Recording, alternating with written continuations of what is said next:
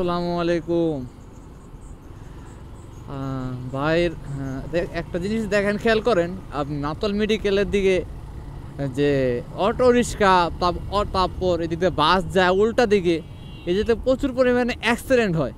অ্যাক্সিডেন্টের দায়ভার কে নেবে ভাই? এই যে দেখবেন উঁচু একটা জায়গা আছে, এই যে ভাঙ্গা, অ্যাক্সিডেন্টের দায় নেব কে? এরকম যদি হয় দেশের অবস্থা কী হবে ভাই? আমি দেশ কেমনে ভাই পাল্টাবেন আপনারা? রং রাস্তাতে আসে, যে রং রাস্তাতে যায় বারবার, রং রাস্তাতে হাইওয়ে, এটা তো অন্য কিছু না। হাইওয়ের মধ্যে আপনারা কেন রং রাস্তাতে যান?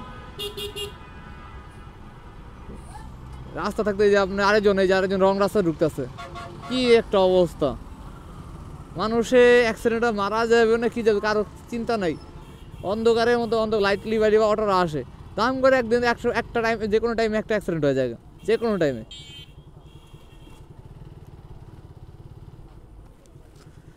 সো কপালে যার দুঃখ তারই থাকবো, আর যার মা কোল খালি সে বুঝবো, এছাড়া কেউ বুঝবো না।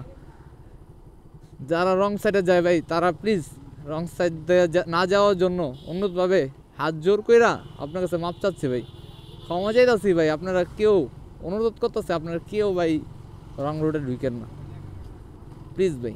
এতটুকু আপনার কাছে রিকোয়েস্ট যে রং রোডে কেউ গাড়ি চালাচল করবেন না।